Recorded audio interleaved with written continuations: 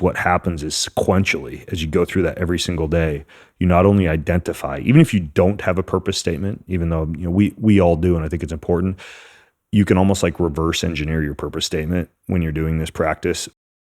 Ben Greenfield is a best-selling author, biohacker, but more than anything, he's a man that walks the walk, lives the life from the physical, the mental, the emotional to the spiritual. He's always pushing himself and his family to reach for their highest potential. Every time I sit down with him, I feel like I learn how to be a better version of myself. And this podcast is a great example of that.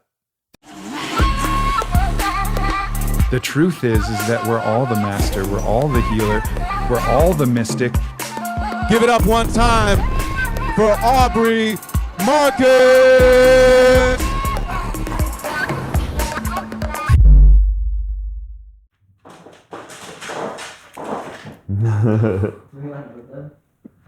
I don't know. They're going wild. Cat on set.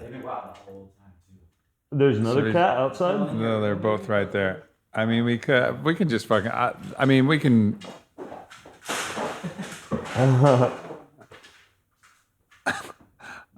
I say we just fucking go with it.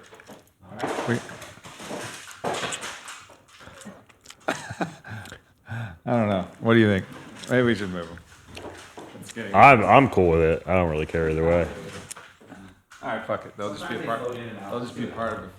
Yeah, that. And I'll play this clip if that happens. Yeah. No, that's the way you do it from the get. Because I record at my kitchen table sometimes, and I just from the get go, from the start of the podcast, and you record this if you want to.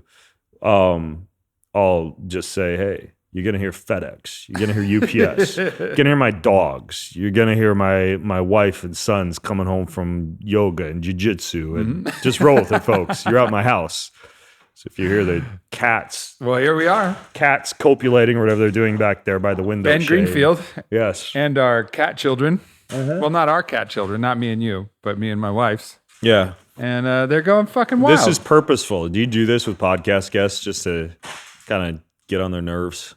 Let the cats unleash in the room. Yeah, totally. Just let them run wild. Right, exactly. Yeah. And you practice for years, like meditating with your cats. Well, you rub yourself with salmon jerky regularly as an emulsifier. I rub myself with salmon jerky as an emulsifier. I haven't tried salmon jerky yet. Tried coffee. Ground coffee works pretty well. Yeah. Ground coffee has a lot of Unless uses. You're trying to attract bears or cats. Yeah. Have you ever used ground coffee as a meat rub? I have. It's pretty good. Pretty good. Yeah. Yeah. Yeah, ground coffee and ground cacao nibs. Like if you do the cacao tea Never stuff. done cacao nibs. It's pretty good. A little paprika, a little Well, cayenne. you are now the author of a salt. cookbook. So, I know. you're kind of an authority on this shit. Well, no, I wasn't when I decided that I wanted to write a cookbook. I had total imposter syndrome. Then I wrote the cookbook because my wife's a really good cook. Like she's a rancher girl, make everything from scratch. She taught my sons from like the age of 4 to make souffles and homemade ravioli and risotto, and and they do meat cooks and roast chicken, everything. And I kind of started to do a little bit of cooking, like. I don't know, man. We were in Hawaii. We speared a bunch of fish. Yeah. You could cook the little ones. Right, You yeah. knew how to cook the big ones. Yeah, I did cook the shit out of that parrotfish stuff with the avocado and the did, mango man. and what we do, like the mashed taro with coconut oil, macadamia nut. But And then you would eat those little tiny ones we caught whole. yeah, those are good. Like a whole fried, like one of the few times I'll have fried food is a whole fried fish. Yeah. Where you can eat the tail and you can eat the head and like the whole thing's crunchy and fried, kind of like an underground pig roast where the whole thing becomes edible. The ears, the cheeks. Then I just did a 150-pound underground pig roast for my wife's 40th birthday, and oh my goodness, it was absolutely amazing. Not only the meat, the flavor that the meat gets after it steams and cooks for 12 hours under the ground, but just the entire process of digging the pit and making the fire at 4 a.m. in the morning and burning it down to coals and then getting all these rocks. You don't get rocks from the river because they explode. So we use all these rocks same from like around the Sweat house. Lodge. Yeah, exactly. And so you stuff the pig with these rocks after they've heated on the fire for a couple of hours. And then you stuff the pig with banana leaves and you cut little slits all over in it and stuff all that with salt. You rub salt into it. And then it took 5 of us guys to carry it over into this giant pit that I had dug we buried the pig, but before you bury it, you cover it with burlap sacks and a canopy and put about 3 gallons of water in there over the fire. And this steam just comes pouring up through the canopy. And then you cover that with dirt and you watch it for like an hour and continue to cover up the steam holes and get it all kind of settled in bed. Then you walk away. And I had a temperature probe in the ass and a temperature probe in the shoulder. And once it hits about 145, that's past raw pork temperature. But you want to get up to like 185, so you got like nice crunchy skin and everything's just super cooked. And so we dug up the pig. I had all the dinner guests arriving at 4. We were going to have dinner at 6. And I go out there at like 5:30, and it's about like 139, 140. And so I had 75 people at the party. So I called a bunch of the guys out. We dug up the pig and we just started cutting slabs off it, and we finished it on the Traeger, which was actually pretty good with a bunch of Hawaiian barbecue sauce. Anyways, back to the cookbook. What you see when you ate those fish? Yeah, that was one of those moments where like. It's one of those times where I do a lot of things that are kind of manly, and then there's sometimes I meet somebody and like, oh, well, that's where this person is more manly than me. They were raw fish. We cooked them up. I know, but you ate the whole face. Yeah. I don't eat face. That's where the DHA is. And the face? Okay, so that I just don't eat face. That entire pig's head is in my freezer. And when I get home, I'm going to bake it with barbecue sauce. I bet you are. You're a face-eating son of a gun. The eyes, Greenfield. The nose, the ears. The cats are breaking stuff over here. Yeah, playing chess. They're playing chess now. So the cookbook thing, though, I wanted to go ape nuts on molecular gastronomy and like biohacking food and smoothies and cocktails with ketones and sous vide ones and pressure cookers and and smoking and combining different cooking methods. So that was why I wanted to do the cookbook. Was just put all that together. And what happened was I learned so much along the way that I freaking love to cook now. Like it's up there probably with my my top few things to do. Like I play tennis, not baby tennis like you, but real grown man tennis. I will play you some grown man tennis. No pickle, you face-eating motherfucker. Pickle, let's go. Pickle tennis. Pickle. Even the name pickle. Pickle. And then like hanging out with my sons, playing guitar, sex, and cooking. Like I just But coming from the man who more often than not plays a baby guitar called a ukulele all the time. Yeah. Not that I'm shitting on a ukulele. I like myself a ukulele. Guilty as charged. Ukuleles are up there with pickle for a baby word. Yeah. And so I put all this together. I did the cookbook, and like at the end of the day, I just love to cook. I mean, the end of the day, every day at our house, at the end of the day is a party. Like what I mean by that is we don't necessarily have people over, but we gather the I can't say the boys anymore. We were talking about this before the podcast. Rites Gather of my passage. son. Yeah, they've been through the rite of passage into adolescence, and I'm still working the boys' word out of my vernacular, especially when I'm around them. I think that's really rad, by the way, is just a side note to stay on that tangent is to make it real. Like if you go through a rite of passage, everything shouldn't be the same afterwards. That your tribe, your family, your everybody should respond differently. Oh, everything That's changes. It not only do you have a ceremony, like a not just a cutting of the cord ceremony, but they have a giveaway feast where they invite all the family, grandpa and grandma and uncles and aunts, and make a giant meal and give away gifts. And there was a ceremonial kind of fire afterwards, actually up at Tim Corcoran's place, a previous podcast guest of yours, who's a great wilderness survival instructor and also facilitates Rites of Passage up there in Idaho. And when they come home, just the vibe is different in terms of the chores that they are expected to do and the amount to which they're expected to pitch in to help with the house, or even something like the family dinners I was talking about, where they're preparing a lot more and expected to do more, prep and cooking and cleanup and chopping and blending and helping dad and mom in the kitchen. Just everything is different in terms of what I expect of them and what they expect of themselves. And there's more responsibility. But at the end of the day, we all gather, and it's like 7 p.m. work's done, and we make a glorious meal together. We sit and play games for like hour and a half at dinner.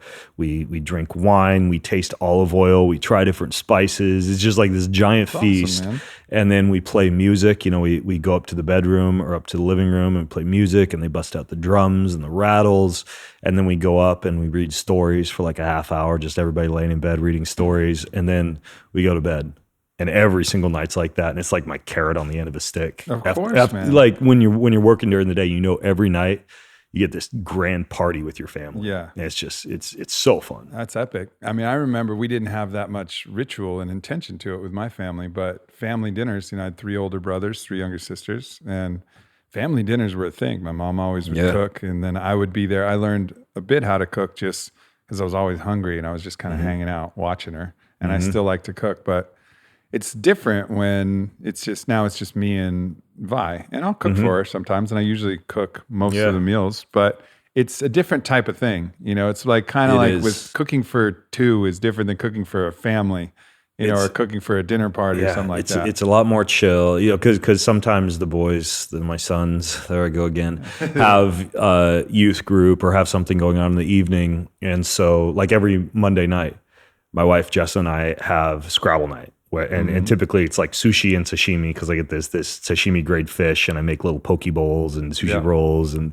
little sushi bites and stuff like that. And we eat sushi and play Scrabble every Monday night for, you know, like a couple hours. We'll play sometimes and just go head to head on Scrabble. And, you know, River and Taryn get home and they always want to know who won and how the game went. And sometimes they want us to like leave the game board out so they can see what kind of words we made and how well we played. But it is a different vibe, and there's always that temptation. Just let's go out to eat, let's order in from a restaurant. But yeah, with the whole family around, it's amazing. And then typically every Saturday or Sunday night, we just have a whole bunch of people over and do the same thing. With the exception being that we do all the sauna and ice beforehand. So I'll pile like 6 to 8 guys in the sauna, and we sit in there while the girls are all upstairs, you know, drinking cocktails or wine and hanging out in the living room. And typically I've got some kind of meat on the smoker, and then, you know, all of us guys shuffle out to the cold pool and do the cold soak, and then we all come inside famished and have this grand feast. And then same thing, we play music afterwards. Sometimes everybody squeezes into the bedroom for story time, and, you know, it's kind of like what we do every night, but we just have a bunch of people over. Listening to that, right? Like people probably know you as, you know, fitness, biohacking, human health kind of expert. I mean, you go real deep with all that, but there's no greater thing that you can do for the entirety of yourself holistically than the shit you're describing. Of course, you mentioned a few things, hot, cold, blah, blah, but that type of community, that type of family time, that type of fun, the joy in doing that, it supersedes all some kind of extreme tweak on the diet where you're cutting all of this out and eliminating this and doing all this. When you have love and that kind of connection, you know, take that 1,000 times over anything else, right? Like that's the thing. We know, for example, you know, one of the longest lived humans on record of late, Jean, I think her last name is Calment from France.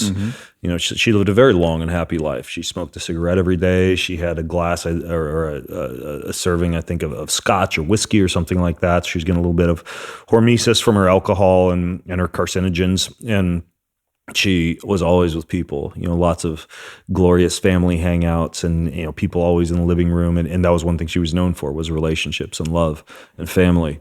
And I really did not have a lot of that prior to COVID because I was traveling. I was on an airplane, you know, every week. I was still racing, you know, doing Spartans and triathlons. So I'd have a race once or twice a month. And I was rarely home to the extent where I felt any urge at all to build community. When I get home, I just want to be by myself or with my family. You know, I just want to check out and take a breath before the next big trip. And when there was a period of time where I had like 9 solid months at home without going anywhere.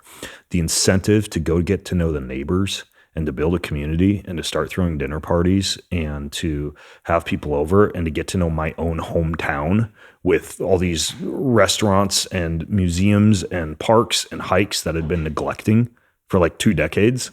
I mean, it's completely changed the dynamic of living in my city and my community. Like I know my neighbors' names, and rode my bike through the neighborhood several months ago and just dropped off invitations in everybody's mailbox, like a paper boy, and threw this huge neighborhood party, and realized I didn't even know like 3/4 of the people who lived within a mile of me. Who it turns out they're all like 70 years old. And so it was kind of funny because we threw this huge neighborhood party, and my sons were the only kids there, the only young people there. But still, the idea of community building and actually taking the reins, because you assume that everybody else is like, they know it and they prioritize it, and everybody else is out getting to know their neighbors. A lot of people aren't. Like, they just don't do that. And so, if everybody were to go out and get to know their neighbors and throw a neighborhood party and have community dinners, whatever, every Saturday night or every Sunday night, and not only build the family community but build a local community, I think that's one of the blessings of COVID. Actually, is people actually developing this amazing neighborhood and community, and it's been really special for me. I mean, and transformative in terms of the joy that you have after 4 hours of hanging out with your neighbors and eating food and making music and chatting. It's far more fulfilling than like whatever meditation, breath work in the sauna by yourself, or any of the workouts or anything like that. Like, it's just so meaningful. It's interesting to talk about neighbors, because I love cultivating community. Community is, I have a deep network in many different communities. We're having some of that community over for dinner right after this podcast, right? Mm-hmm.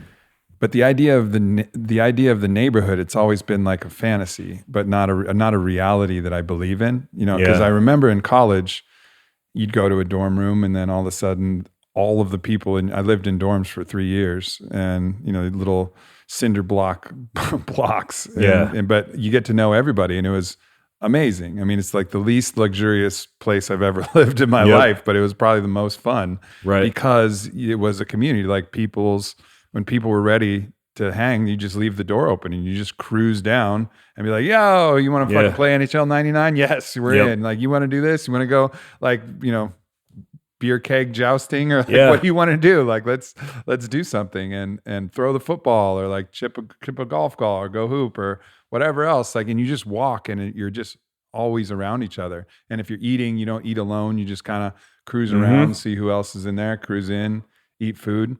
And I think so many people are drawn to that again. And it's the idea that you're already there, I think, is a cool idea to explore. And then the other cool idea to explore is like curating that intentionally as well. It's hard for men. At least I think the majority of men, it becomes harder to make friends. It becomes harder to set your ego and your habits and your safety aside to actually have other guys over and, have them into your domain and begin to branch out. And now, I'm playing frisbee golf and paddle boarding and playing tennis and shooting hoops in the driveway and having guys over in the sauna and having these dinners where they're coming over with their families. And it's really cool because up until that point, I thought I had a lot of guy friends because I'm part of all these mastermind groups. Whenever I travel, there's all these folks I'm hanging out with, but it's different when it's at home. And these are all people who just live a couple miles from you. Yeah, and, for sure. My neighborhood's different. We're out in the middle of the forest. Really a neighbor is somebody who's like a mile and a half away minimum.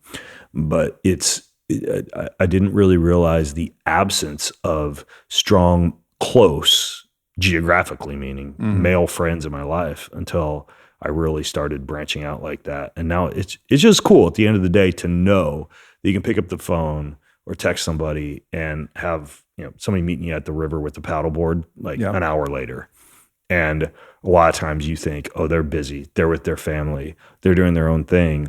But a lot of guys are all thinking that every other guy is busy with their family. You don't want to bug, but a lot of times you send a text will be like, "Yes!" ! Let's do it. Thank you. Totally. And then afterwards, everybody, they'll text you and say, "Oh, thank you for doing that. I needed to get away." And it's just, it's really cool to be able to do me, that. it's one of the things that's really necessary for me to bond with men is doing something that allows like that initial bridge to be made.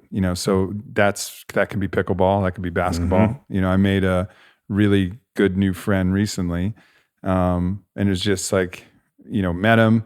Oh yeah, you play pickleball, I play pickleball. And then I always look at him like, do you really play pickleball or whatever? Yeah. I was like, all right, we'll give it a go. Visiting Instagram, looking through his story and his videos. Where's the shot of this guy playing? I gotta stalk him But for a he little comes while. over and he, plays a good game, and then we start talking in between games as other people are playing. But that thing of like competing together is a real key part of kind of branching out. So there's like the basketball squad, now the pickleball squad, and then there's a shooting squad and the tactical shooting squad. And then there's the On It squad, the On It workout squad. There's all of these different groups, and we have a men's group, and it's pretty fucking cool to feel that starting to come together in all those ways. But for those people listening, and just from my own advice, and maybe you're like me, if you're a guy, like an activity, building it around that activity has been the thing that makes it so much easier. For men especially, and I read this in a book recently. I don't recall the name of the book, but men form friendships around activities.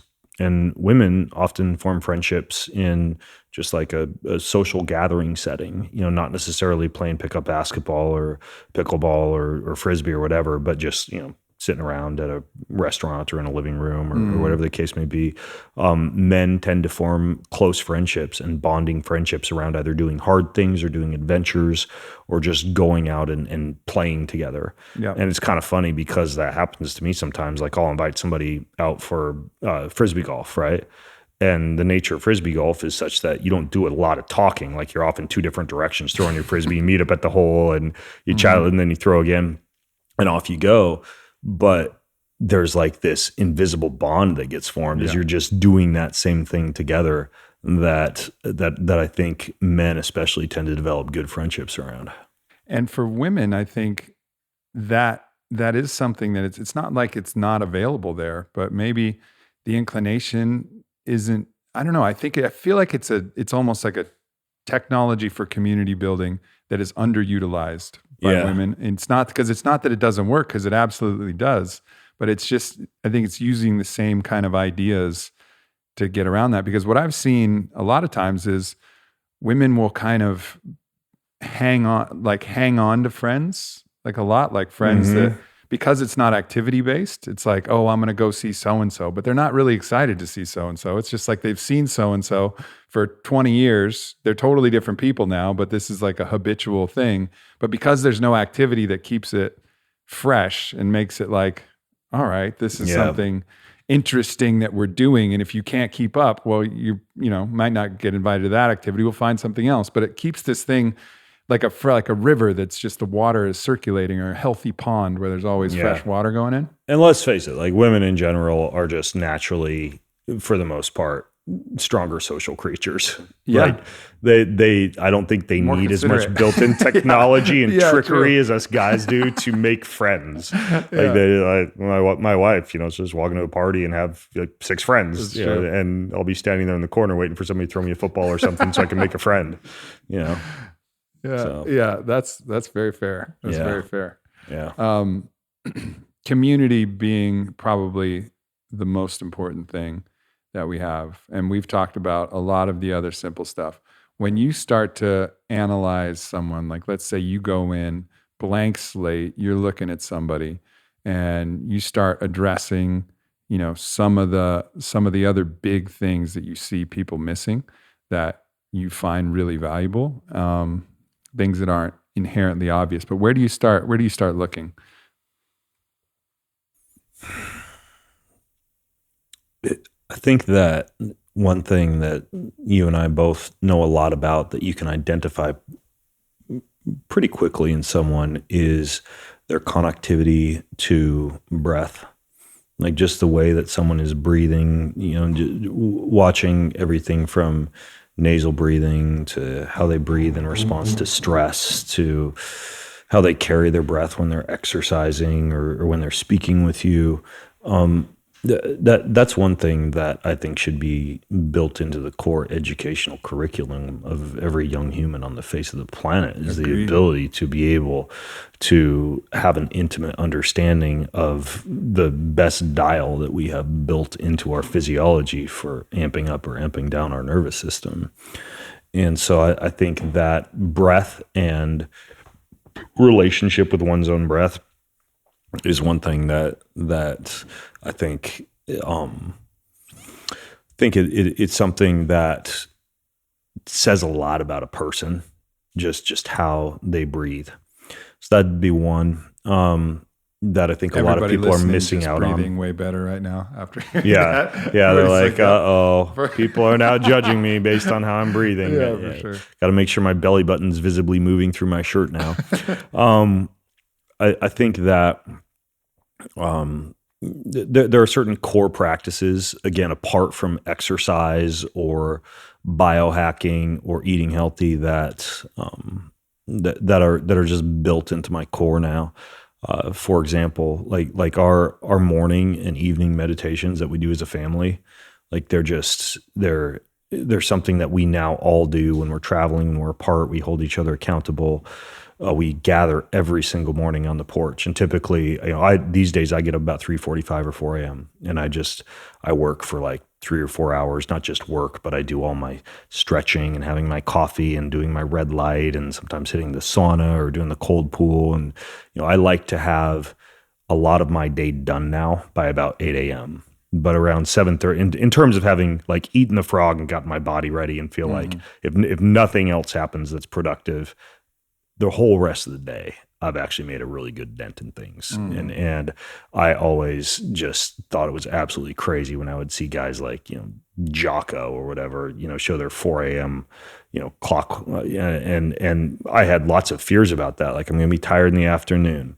I'm not going to be able to make love with my wife because we're on different schedules now, and she likes to sleep till 7, and I'm in bed now at like 9, and we're like ships passing in the night, and that didn't happen. The afternoon tiredness I found is easily solved. Like, even if you're sleeping 6 hours with like 10 to 30 minutes of a really good nap, it seems to replace a good 90-minute sleep cycle. And once I found that out, it was like 1 to 2 extra hours every single day. That's the biggest thing for me. And that was, I think, you might have turned me on to his book, Nick Littlehale's book, which guided a lot of those principles. Yeah, not a lot of people know about Nick. They talk more about Matthew Walker or Michael Bruce or. I love Nick's philosophy. Yeah, I really feel it, like somatically feel it to be true. That 30-minute, 20 to 30-minute nap is just as good as an extra hour and a half of sleep. Yeah, and it can be, something like Dr. Andrew Huberman talks about, like a yoga nidra cycle. I like to use the non-sleep deep rest protocol. I like to use the New Calm. Like, that's typically what I'll do. And I'll put on like some kind of device to shift me into that state even more quickly, like an Apollo for the vibration therapy, or like Dr. Dave Rabin on. The Hap B is another one I really like. It'll simulate. Just got that one. Haven't tried it yet. Theobromine or caffeine or MDMA or like CBD or melatonin or adenosine. Like, it'll just simulate any of those. And I like the I like the CBD. I gotta put that Hap B that's what they do. And they just added theobromine. I didn't even try it yet. So you plug in MDMA protocol. Yeah. Yeah, that'd be like the I forget which one I think that might be the social one. There's another one that's alcohol. Yeah. I actually I put it on my son Taryn one night at dinner just to see, and he got all like loopy and goofy. And when I put the alcohol one on, the best way I can describe it is that I feel like I've had like 3 cocktails when I've had like half a glass of wine. Right. So wait, how does this thing work? It's like a halo that goes around your head, but exactly. It goes around your head or around your neck. It's a magnetic signal that's imprinted with the same frequency as whatever molecule that they're trying to simulate. And it causes the same electrical reaction within the cell. But the cool thing is, as soon as you flip it off, that molecule is no longer hanging around in your bloodstream. Right. So I can have it on caffeine. As soon as I turn it off, it's not as though I'm up for 4 hours with disrupted sleep. It's like as soon as you turn it off, the alertness goes away. So how do you measure the frequency of a chemical like MDMA or alcohol? Giant underground silo built deep within the ground, protected from all other frequencies, that you then isolate that molecule in and measure the magnetic you're not kidding. frequency. And the reason this sounds silly is because it sounds like I'm kidding, and then I talk to their scientist who does all this, and that's basically what they have. Whoa, I thought you were like talking about supervillain No, shit. they've licensed this technology from some FDA, medically cleared wearable that was originally designed for something like epileptic seizures or something like that. I forget, but they've done that same thing. And I didn't really believe it until I started to use it, and it actually works remarkably well. Well. Yeah. But anyways, I put the CBD on for the nap, and back to the reason that I do that is because about 7:30, after I've kind of done all my morning stuff, I gathered the family on the porch, and we all sit cross-legged in the sunshine. Or if it's the winter, we're in the living room by the fireplace, and we basically all have a journal, and we close our eyes for 1 minute and just connect to our body, just breathe and connect to our body.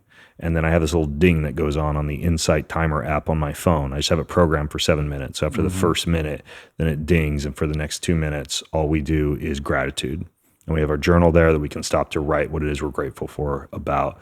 But those 2 minutes is just all gratitude, breathing the gratitude into your heart center and writing down what it is you're grateful for.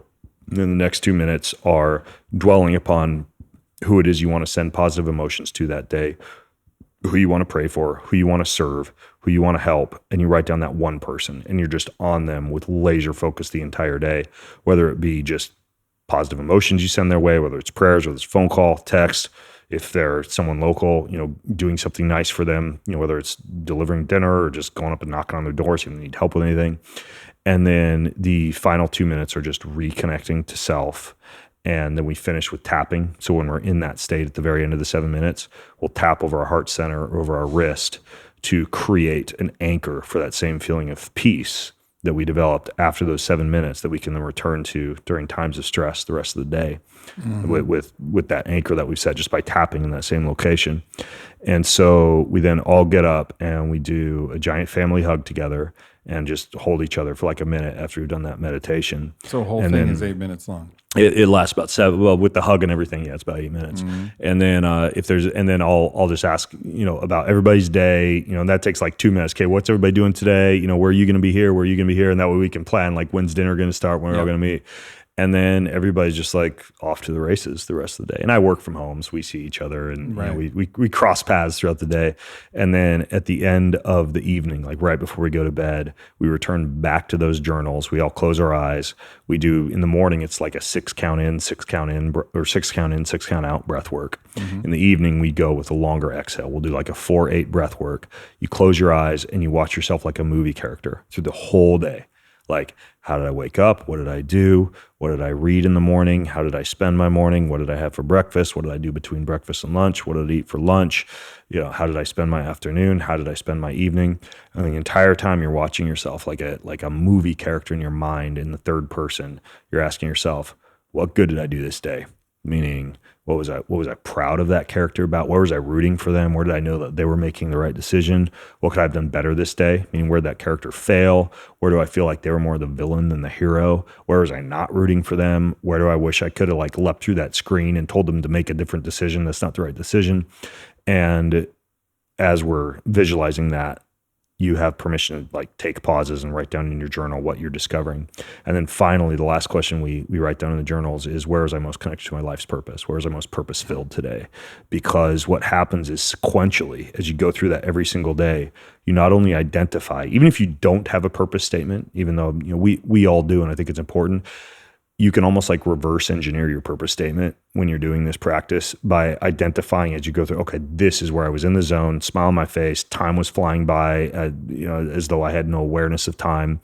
I felt as though this was coming easy to me. I felt like I was using a unique skill set I was born with, or doing something I was really good at when I was a kid, something that makes me happy and fills me with joy now. But you write down what it was that was the most purpose-filled activity of your day.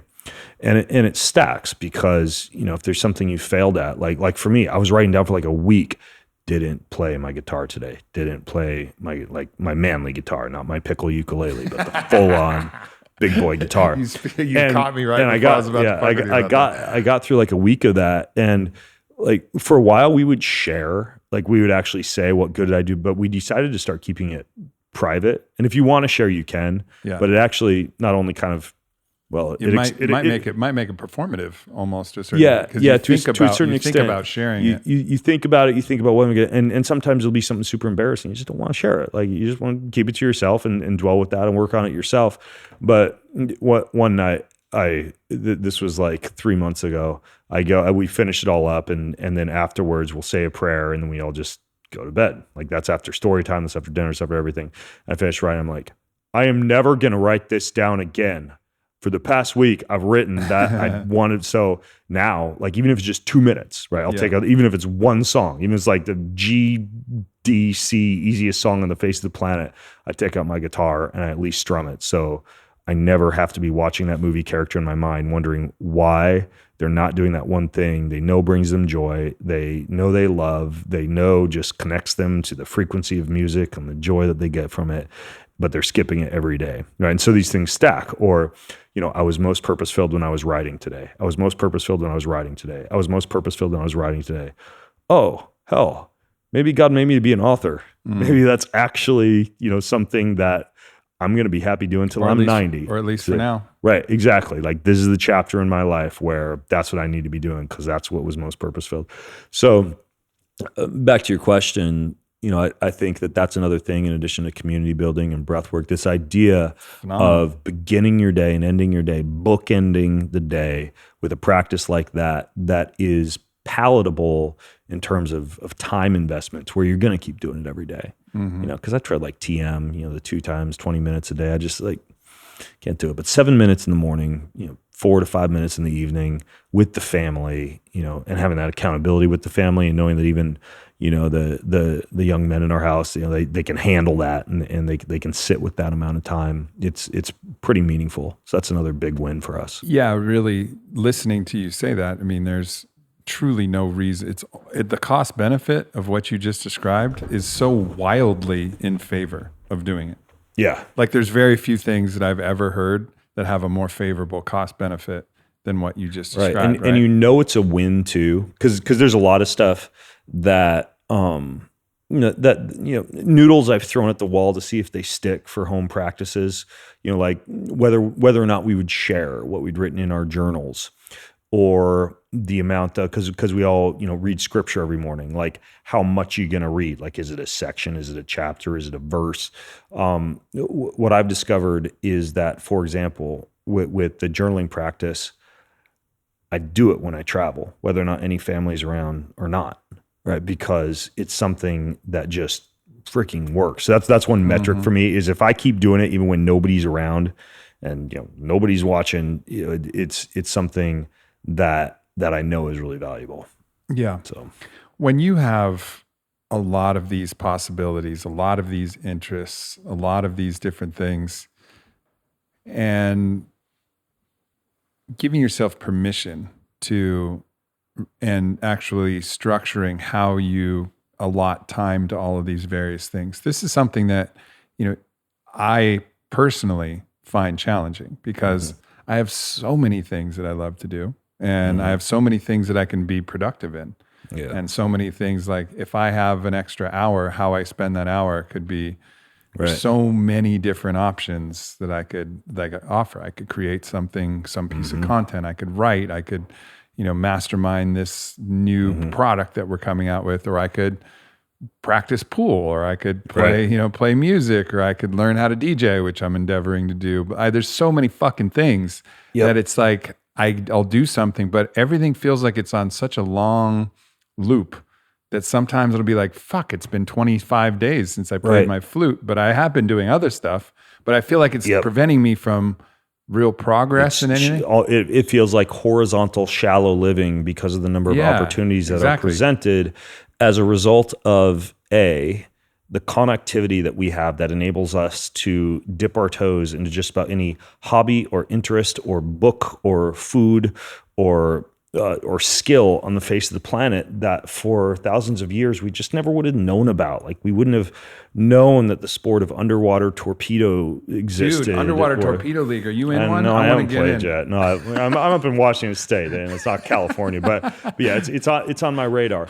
Or the 10 packages that show up at lunchtime every day at my house right before I'm about to take my relaxing lunch, and it's like 3 devices that I have to plug in and figure out and download the app for, and I feel guilty happy if it sits in the corner neglected, because I know I have to get to it someday because it's part of my quote job unquote to test these things out and let the world know about whether the magnetic device that they hide underneath the solo or the silo deep in the underground works or not. And then there's like the two different musical instruments, the banjo and the little miniature hammer dulcimer and the tiny didgeridoo box, so you can learn circular breathing. But really, you'd be happy with just the guitar. And so it's hard also when you are in the position of being an influencer who's highly accessible by all these companies who are exposing you to lots of things. Companies and people. Plus, all the things that everybody else gets exposed to just on social media and the internet in terms of cool new things to learn and to do, and the FOMO that you get with that. And so,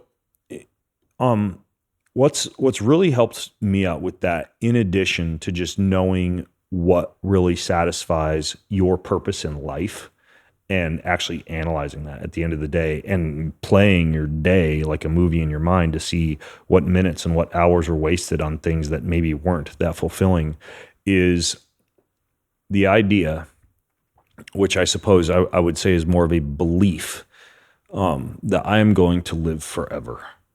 I'm going to live forever. And I believe that there will be a new heaven and a new earth, and that heaven is not going to be a bunch of us sitting on a cloud, on a fluffy white cloud with angel wings, like bored out of our minds playing a harp or some shit, right? And neither do I think that heaven is going to be some amazing, blissed out, DMT infused journey where you're just floating and you have that sensation of you don't have a care in the world, and you're just your body is just laid out on one giant blanket with colors going through your head, and you feel as though you could just lay there forever. And as anybody who's gone through any type of significant journey has experienced, that one spot during a journey where you're just like, I could be here forever. Whoa. This is amazing. I could just live with this forever. Just pure peace. Just leave me here. Just leave all these molecules in my bloodstream. I'm good. I'm not guilty about not accomplishing anything in life. This is just a perfect place. I don't think heaven will be like that either. I think that heaven will just be exactly earth as it is now, but perfect, where we can still create and we can still build and we can still draw and color and take baths and play music and make love and be with our pets and do everything that I really think that we are intended to do in the first place, but in a pure and clean and toxin-free and sin-free environment where everything's just perfect. And so because of that, when an opportunity gets presented to me, or a new skill or a new instrument, or watercolor versus oil versus scratchboard versus sculpting versus glass blowing, I think to myself, you know what? I have infinity. To be able to do any of this stuff, because I think that that's what heaven's going to be like. And I realize not everybody believes that, but dude, like once that kind of like light bulb went on in my head, like that whole idea of just being guilty about not doing all the things just vanished. That's huge. I mean, obviously I have a different religious ideology and cosmology than you do, but which is why I'm going to behead you after this podcast. Take your bones home to my family. I'm gonna paint a little mark on my chest of another one I took. I'm your Huckleberry. Another Let's one go. I took down. Let's go. We'll play big tennis, and then Highlander. There can be only one afterwards. But first, we play big tennis. But ultimately, the idea that, because there is some value to the Stoic belief, memento mori, remember you're going to die, because it gives prescience to the preciousness of the moments we have. But it can also, if you twist it just slightly off and miss the point, it can put you in a rush. And I feel that myself. Like I'm in a hurry way too much. But when you were talking, the idea of like live like you're going to live forever, there's something like my whole body just went, yeah, that feels good. Right. And like that feels really good. Let's say you're not going to live forever. Or let's say it's mental trickery. It's pretty damn good mental trickery. I agree. And it works. And you do have to, as you've just alluded to, strike a balance. Like that doesn't mean you lay in a hammock all day because you're going to live forever. So what does it matter? I mean, there's a great book called Don't Waste Your Life by an author I really like named John Piper. And he gets into this idea, like he never wants to be like, 70 years old with his wife driving golf carts around a beach and, fishing for hours on end. Like he wants to help people and love others. And like I think about it this way, like if you were going to let's just play the game. Like if you were going to live forever, and if you knew that you were going to experience like immense joy and the ability to do anything and everything pleasurable on a perfect earth for the rest of all time. I don't even need a fucking perfect earth. I'll take this earth. This earth is pretty rad. Yeah, this earth is amazing. But and I think almost this is a choice to make it at least close to heaven. Yeah, we have that choice available. Yeah, we and my belief is that the world's getting better. Like I don't believe in the coming apocalypse or anything. I think the world is getting better and better. We got speed bumps along the way, but I'm actually what technically you'd call me a post-millennial Christian. And what that means is that I believe that all the talk in the Bible about, in Revelations about, dragons and apocalypse and, people think this is the Chinese black helicopters and the beast is Bill Gates and whatever. I believe all that was just prophesying the destruction of the holy city of Jerusalem, and that everything you read about is just that took place like between about 60 and 80 AD. And that from that point on, the world gets better and better and better, and we're not going to hell in a handbasket. And yeah, we have little things that happen along the way, but my belief is this earth is just gradually becoming more and more perfect. And so I have a very positive mindset when it comes to that. But back to that mind game, if you did believe that you were going to live forever, and it was going to be that good, and you did have all this time on your hands, what would be the number one thing that you would do? And the conclusion that I've come to is the number one thing that you would do is you would go tell everybody, hey, look, we're going to live forever. You guys, like, you can slow down. You can enjoy life. You can save your family and build community and not be grasping and rushing and stressing. And so basically that comes down to some semblance of the golden rule, right? If you were going to live forever, what's the number one thing you would do? You would love others, right? Because by loving others, you're spreading that wealth, you're spreading that message. And so I think that— And love the earth too, because obviously, like, if we make a hell out of our environment— by loving the earth, you are loving others. And that's definitely not— I mean, that's another thing that I'm not ashamed of when it comes to being a Christian, but it's certainly something that I think is sad, this idea of what is called in Christianity the dominion mandate.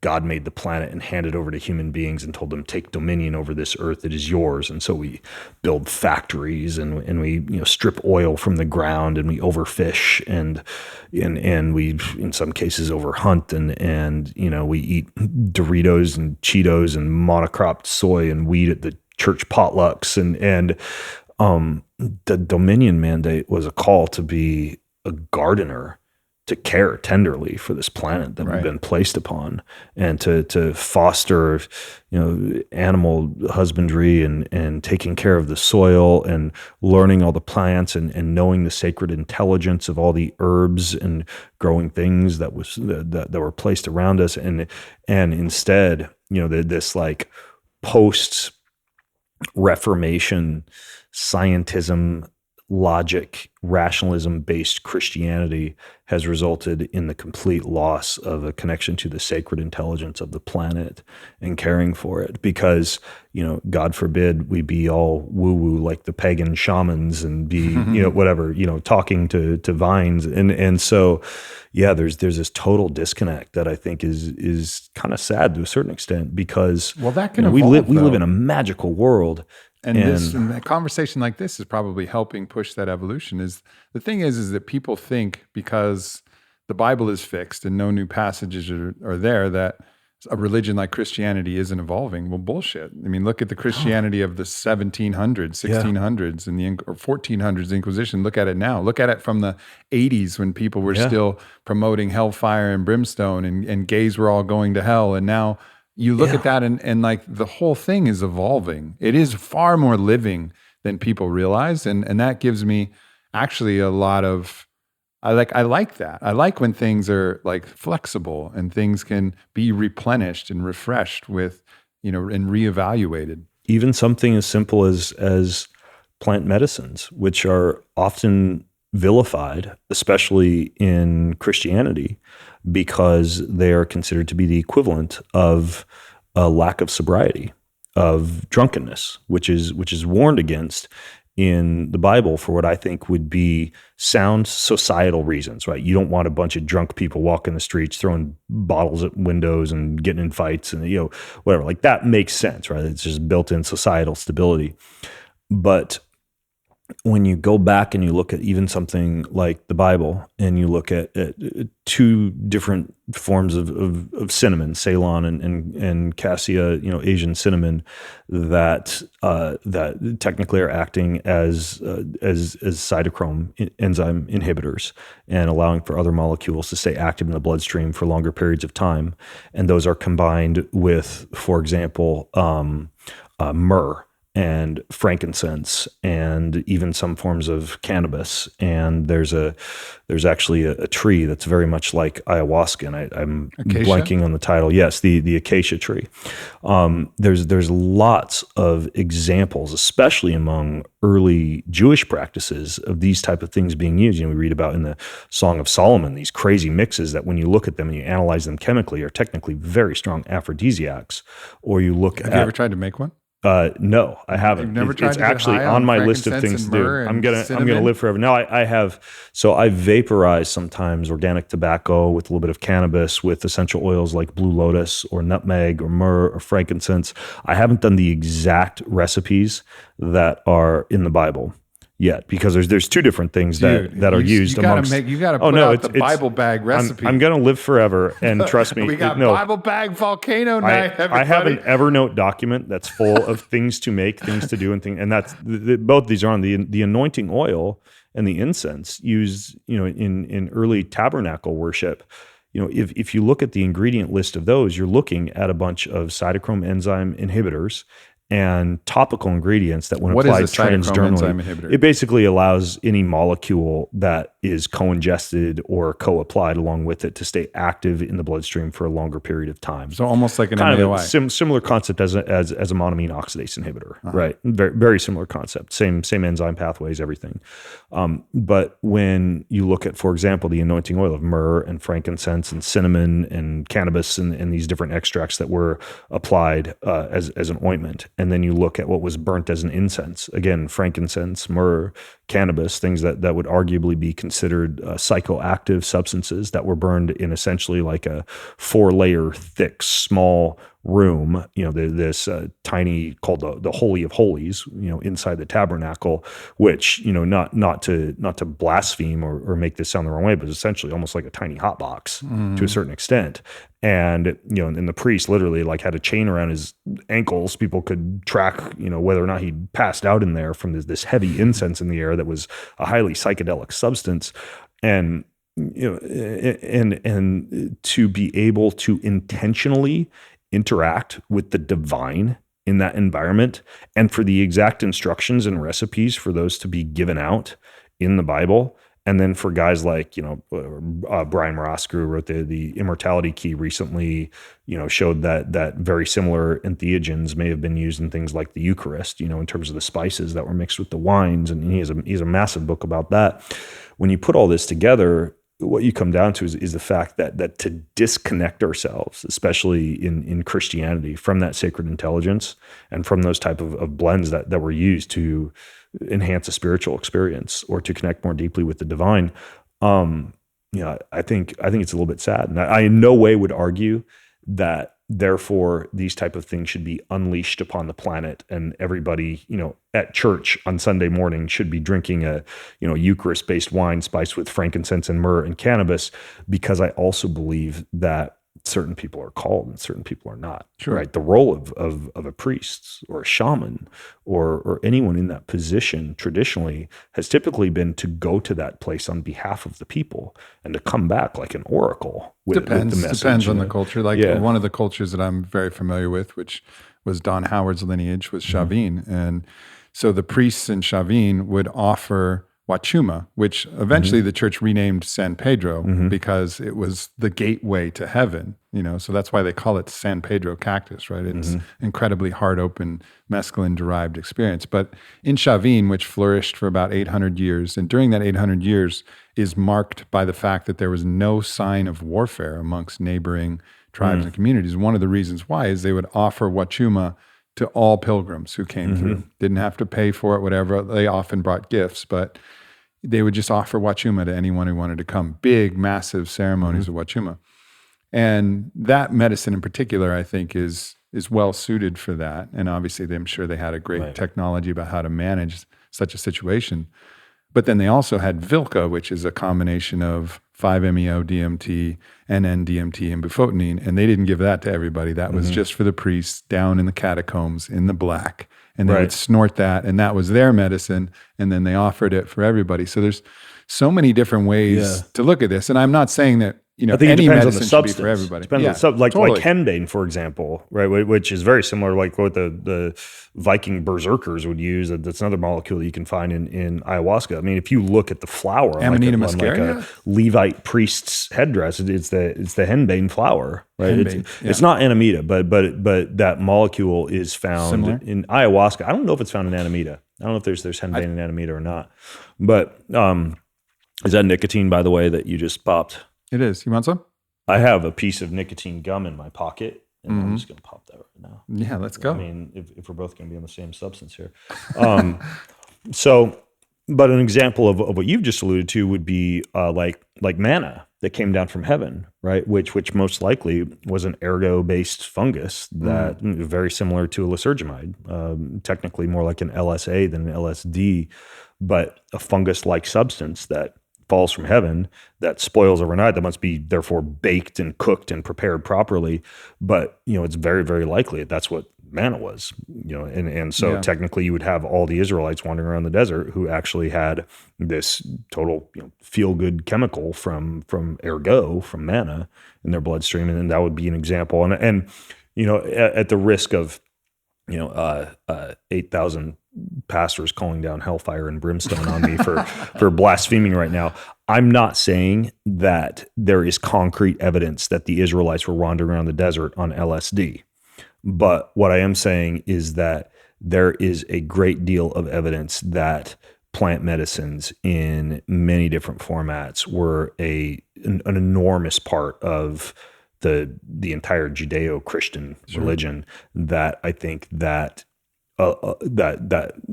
post-Reformation scientism and radical, logical thought and this idea of pure sobriety, has kind of beaten out of us. And I think that there are more cons to that than pros. I almost, a lot of people who've had issues with addiction in their family or something, they will equate doing plant medicine with drunkenness, or addiction.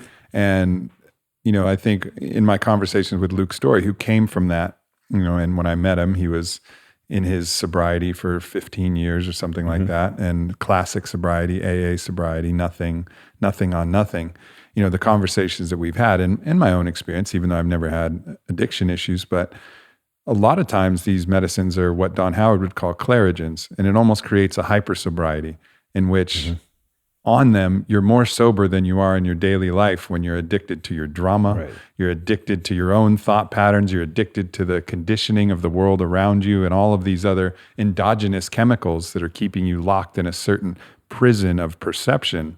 And all of a sudden you break free and you're like, oh shit, I'm awake and aware for the first time. It's not an escape. It's an altered, elevated state of consciousness, which many people who have not been in that state simply do not understand. And they say, well, that's just like you had, 2 bottles of wine, and it's nothing at all like that. It's like your brain has become a 20x supercomputer with merging of the left and right hemispheric activity and the ability to be able to creatively solve problems or to have an enhanced spiritual experience. And so, it's entirely different. But, back to the Bible, there's firm instructions in that book that say, if this is causing your brother or sister to stumble, just leave it at the door when you're hanging out with them. right? Like if wine is something that someone has a previous history of abuse with or addiction to, or their parents were alcoholics, or there's some sort of negative association for them with it that would make it very uncomfortable for them, or tempting for them, or problematic for them if you were to consume that in your presence. And that could be meat, it could be vegetables, it could be plant medicines, it could be wine. Best to just leave it alone, which I think is sound advice. So yeah, you do need to be careful about someone's previous history and their association, but and people can abuse plant medicines, and I've even seen one example, at least, of someone who is using ayahuasca as an escape, and then ultimately that's not the use for it, and that takes the roots that come from the feed of being on the earth and sweating and living normal life, and he just kind of went off into the air for quite a while, and that's like the risk of using these things as an escapism. So a lot of it is intention, absolutely, for sure. But and it's the fruits too. The fruits that it produces are pretty self-explanatory. And if someone has massively transformed their relationships in a very positive way, and their life and their productivity and their clarity and their vision and their purpose, those are pretty darn good fruits, in my opinion. And isn't there a saying like you will know them by their fruits? You will know them by their fruits. In many cases, Jesus in the Bible, he would actually like curse a tree that had bad fruits, that had a bad vine that didn't produce. There's even a book, and I think it's called The Vine, that gets into this, like just this idea of stepping back and analyzing. And this is another reason I like that evening process of self-examination, analyzing which activities are producing which fruits, so that you're aware. And yeah, you can certainly tell, back to the abuse of plant medicines, how when they're producing good fruits in someone and when they're not. I think that's something else to pay a lot of attention to for anything in life, really. I just had a really powerful sober encounter with, at least maybe it was perhaps my own imagination of Christ. Perhaps it was Christ. I always say, whatever, if I encounter an entity, a being, I leave it to, it might be my own projection of them or whatever, but I was going through and I was tapping into, a lot of my own, fear about certain things in life, and my stress. The fear is always behind the stress, and where that was coming from and what I'm afraid of. And there was also shame associated with that fear, and fear of fully stepping into my purpose in life, fully accepting what I believe I'm here to do. And there was the shame about stepping into it, and there's a fear of what might happen. And I was being kind of facilitated by a great kind of body worker who guides you through this meditation. And I think she helped open that conduit, but Jesus came through, and I was in this, and she really encouraged me to go into that fear and go into that shame and really feel it, and then get help. And Jesus, is kind of who I called and who came to help. And Jesus came in the most loving way, and he saw me in my fear, and he saw me in my shame, and he just looked at me and he says, "Me too." And that was one of the most profound moments that I've had. And again, this is sober, but it was this beautiful thing of, I think we sometimes think of Jesus as only the perfect being, not ever having had, these doubts, these fears, this not feeling pain, just being unbelievably courageous throughout but when he looked and said, "Yeah, me too," I was like, oh man, thank God. Oh wow, you too? All right, I guess I'm doing okay. Me too. Like a freaking deity who had to take on like a broken human fleshly body and have to be born and shit his diaper and get zits and get cuts and scars and have to work all day in the hot weather as a carpenter, and then eventually got the worst curse ever imaginable, nailed to a tree, right, tortured, beaten, and then at that point, basically none of the pain or the shame had even started, because then he had to take on all the shame and sin and suffering that anybody ever had experienced for the Holocaust and Genghis Khan and World War I, World War II, and every rape and every murder. He had to live through all of that in order to actually take on the sin of the world. So when you saw Jesus and Jesus said, "Me too," I mean, he really, really meant it. Like I there is felt it. nothing I fucking felt it. shameful or horrific or painful that has happened to anyone. Like the deepest, most shameful thing that he did not experience himself. And that's why you can actually like leave all that shame behind, is because he took on all of that. So yeah, the Me Too isn't just like, yeah, whatever. I got cut up too and fell and bruised my knee when I was a kid, and I had to deal with peer pressure. No, it's like every last torture that you can ever imagine, every last piece of flesh being ripped off your body, like all of that. Yeah. And I had also, in the meditation, he gave me a cross, and on the cross was inscribed "Me Too" as like a reminder. It was like something, because there was a message like, I need to remember this. So when I get lost in my own, self-reproach, my own self-judgment, to remember like, as all of us, because if you embrace the totality of everything, like Christ consciousness is, it's the all, it's the divine. And of course, I'm putting in some of my own beliefs in here. We'd have slightly different beliefs, but that's why we're going to battle after this. Yeah, that's why we Highlander when we're done. But fundamentally, and then I understood, and that was like a beautiful reminder to me, like, all right, Me Too. And so it removed all that judgment. But then the cross itself, was a really powerful symbol that I haven't really connected with, because I've almost taken it as just a signifier of your belief in Christianity. But I understood that there was that moment before, when he knew he was going to be crucified, and he still said yes, but he was going through it that night. I mean, you read about it, God, why have you forsaken me, right? There was this like feeling of abandonment, like, why is this my path? Crying bloody tears, yeah. Right, like, but he still said yes, and there was this amazing courage. And so to me, that cross was like reframed in my own mind, at least, as like, holy shit, that is a fucking symbol of ultimate courage, to say yes to no matter what life throws at you, right? And just be like, okay, is a symbol of courage. And up to a certain point, it would basically be, if you were to get a cross tattooed on you, the equivalent of getting like an electric chair or a noose tattooed on you. It's like, why the hell would you do that? Like it's a freaking curse. It's a sign of murder. It's a sign of death. And not only that, it's a sign of like the worst death that the worst criminal would be given. Like even, I believe it was Cicero who wrote how it was the most horrific death imaginable, like a crucifixion. Why would anybody want to get something like that tattooed or like put on the door of a church or something like that?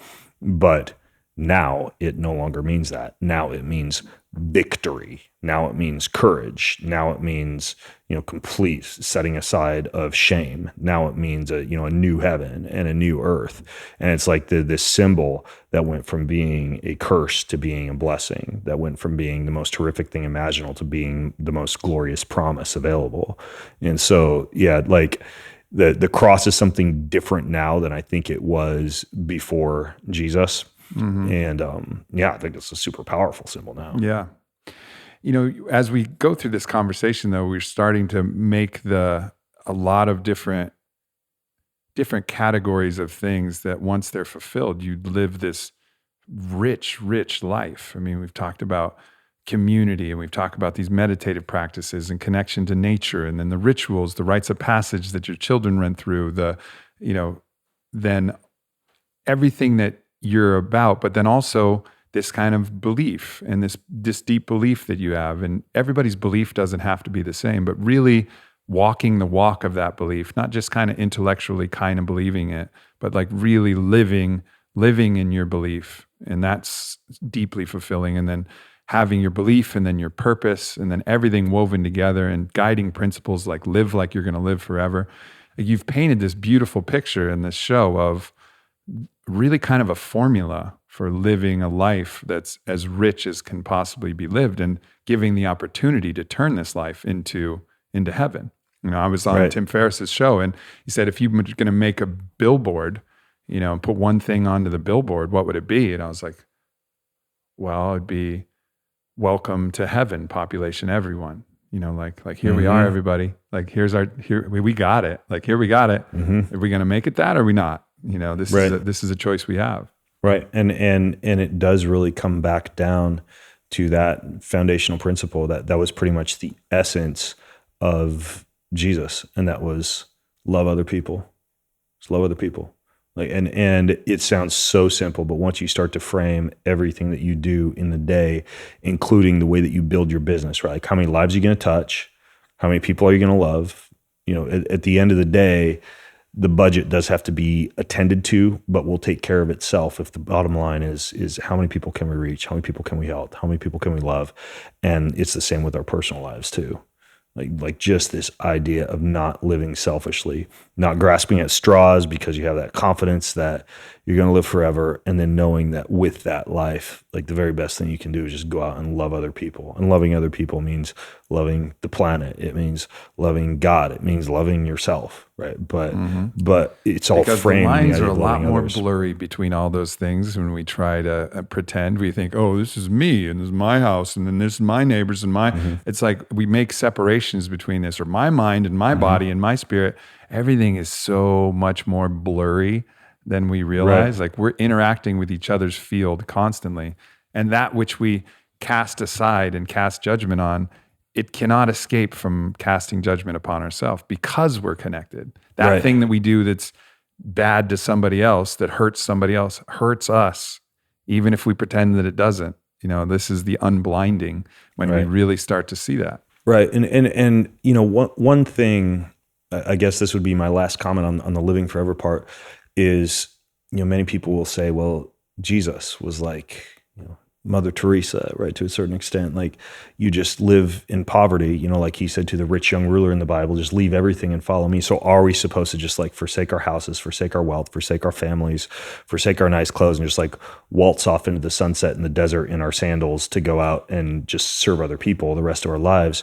But that is, I think, almost like a guilt-producing version of Christianity, and in some cases, other religions, this idea that therefore our best calling is to forsake everything, including ourselves, our wealth, our success, to serve and love other people. I think there's certain people that are certainly called to that, but when I ask myself, like, dude, like, so if there's a divine being and a God, and I believe that there is, and he made us, and I believe that he did, why did he make us?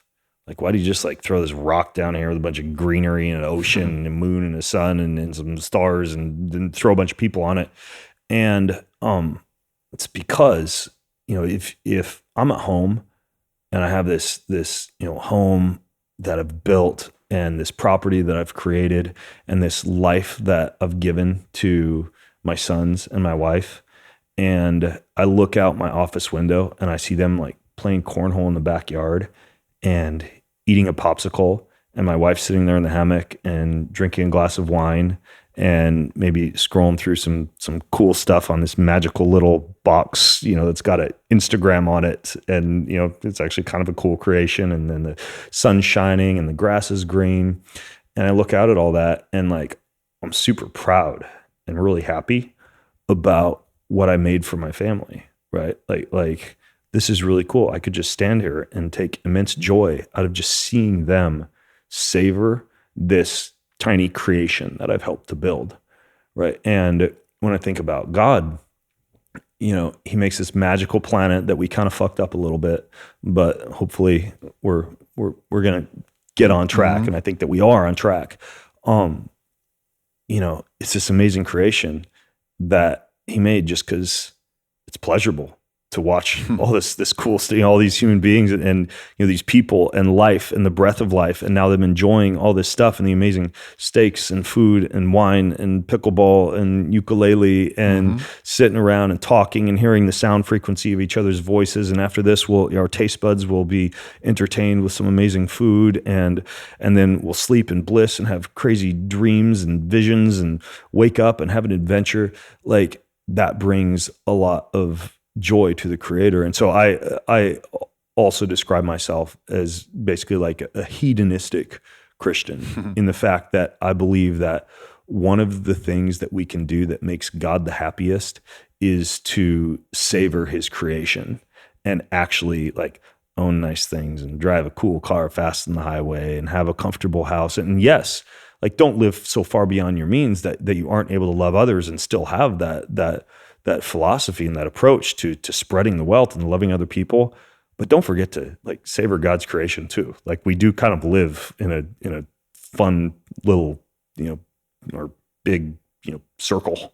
Yeah. And it's nice to also be able to savor that. So I think that you need some amount of balance between, loving others, loving yourself, savoring God's creation, but also sacrificing yourself to others. And I think it's a balancing act. But yeah, it's a balance between working to save the world and savor the world. Yep. Don't Exactly. get I lost like on that. either side. Save the world and savor the world. Yeah. That's a perfect way to put it. We've been talking about living forever, and you actually, probably know a lot about the different longevity practices, technology, and you've probably talked to a lot more people than I have. And I know there's some people who make this their life work to figure out how to extend human life. If you were going to actually, from put on your scientific hat, not your religious hat, and say like, all right, how long, there it is. Flip it around. There it is. How long is a human being going to live? Like, and at what point do we have to get to like arrive healthy to this start point to where we get to be 150 or we get to be 200? Right. Well, we know based on current epidemiological data and the extent to which people have lengthened their lifespans in like the past 2 to 3 decades, we've gone from like, 115 to like 117, 121 tops. And we've kind of like leveled out, right? We're not going much longer than about 115 to 121 right now. Now, there are a lot of people walking the face of the planet right now, and many people have predicted that the first person who's ever going to live to 150 in a long time is already alive. And that's based on medical care. That's based on technology, everything from, hyperbaric oxygen therapy to NAD to stem cell therapy to, all of these things that are the longevity hacks that people are doing now. So theoretically, we could be extending lifespan, but from yeast to rodents to fruit flies, there's not a lot of evidence that we can appreciably increase far past like about 121 where we're at right now. Mm-hmm. Like I would be, I would be pleased if I lived to 120 plus, but realistically, like it would be pretty shocking if people started living like much longer than 115 to 121 years old. But there's a capability built into mammals and even humans. If you look at the bowhead whale or the naked mole rat, everything from carbon dioxide tolerance to the ability to be able to repair damaged proteins and DNA, that there are built-in repair mechanisms that could technically allow us to go for a longer period of time. And when you look at like whatever, Methuselah in the Bible or, some of these genealogies that go way back, people living 800, 900, years old. You also have to take into account, and there's a wonderful book I'm reading right now just about, this tale of a massive flood where all the waters fell from heaven, and nearly every culture on the face of the planet has this story of some massive flood that occurs that wipes out everything and changes the Earth's atmosphere.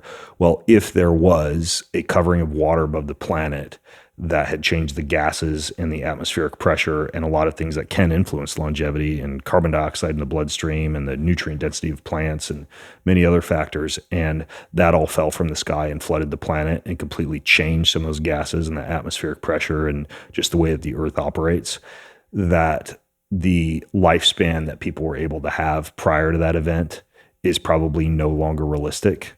Mm-hmm. I don't know if that's the case, but I really would be surprised if in the next few years we're seeing anything much longer than like about 121 or so. Yeah. Just based on everything that I've seen. There are those people out there that are like, look, if you can make it relatively healthy another 10, 15 years, you got a good shot at 150. Right. What is the argument that they're trying to make, that you think that make sense? That when you stack a lot of these these hacks that theoretically you could repair DNA at a fast enough rate. You could stave off immune system degradation at a fast enough rate.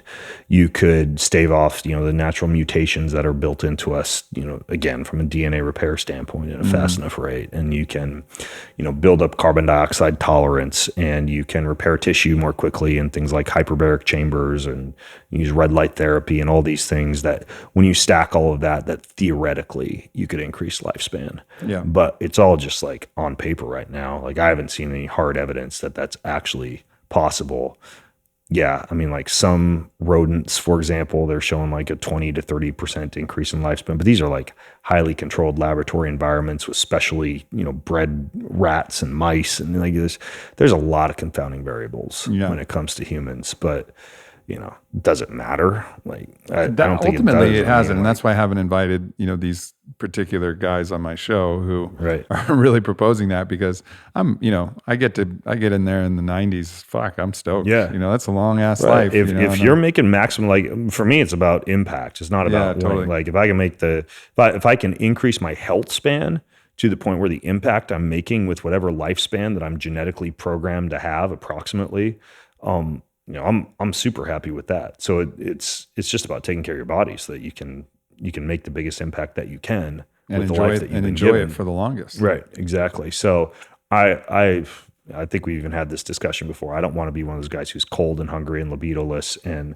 lives an extra, let's say I live an extra 30 years, but I'm spending 20 of those extra 30 years, in a hyperbaric chamber or a cold tank or fasting or, reducing my ejaculation frequency or anything else that we know could potentially help out a little bit with longevity. Like, you got to draw the line at some point. And so, I think that especially in the health world, there are people who are kind of returning back to your idea a little while ago, like, how do I choose between all these activities? They're fritting away a lot of time just trying to live a long time when they could just be out enjoying life and loving other people. You talk about ejaculation frequency. I heard something from Kyle that was talking about how every time you ejaculate, you're depleting magnesium and zinc through your ejaculate. Not very much. I don't know if you've seen the size of ejaculate. Like, I just did my daddy kit recently to kind of like store my sperm and just check up on what the count is and everything. I mean, so I of course got to witness that, and the amount of minerals I'm depleting, I would imagine that by me putting some sea salt on my steak tonight and taking a little zinc tomorrow morning, that's easily like one load right there. So it's that whole concept is more about like your jing, your chi, your life force. Right. It's more about that than nutrients or minerals, because your body does not go through, I would say, anything more than like a very, very small meal in terms of the amount of nutrients and minerals necessary to make semen or sperm.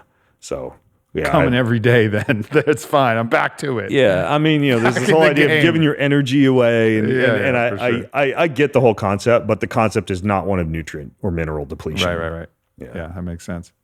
Ben, this was a beautiful conversation, man. And that was a great thing to end on too. Like, how much sea salt do you need to make enough sperm? And at what point do your adrenal glands just not have enough to go around, and you're going to be out playing pickleball out there and you're going to cramp and you'll be like, oh shit, I came last night. I didn't take my sea salt this morning. I'm sorry, guys. I got to go in the house. That's right. I mean, we gotta keep it real for people. That's right. Talk about all different things for your health, for your heart. Save the world, savor the world, and feed your semen. Hashtag feed your semen. That's right. Tadpoles need to eat. That's right, baby. Tadpoles got to eat. That's right. Anything you got going on you want to tell people about? You know what? We kind of did when we were talking about the cookbook. Yeah. Because like, I don't know, I think it hits Amazon like this week, and it's got some tasty shit in there. So it's dope. Yeah, I've enjoyed cruising through it. Yeah. Beautiful, man. Cool. Great to have you, brother. Thanks everybody for tuning in. Peace. Thanks for tuning into this video. Make sure you hit subscribe. Follow me at Aubrey Marcus. Check out the Aubrey Marcus podcast, available everywhere. And leave a comment. Let me know if this video resonated or what else you would like to hear from me in the future. Thank you so much.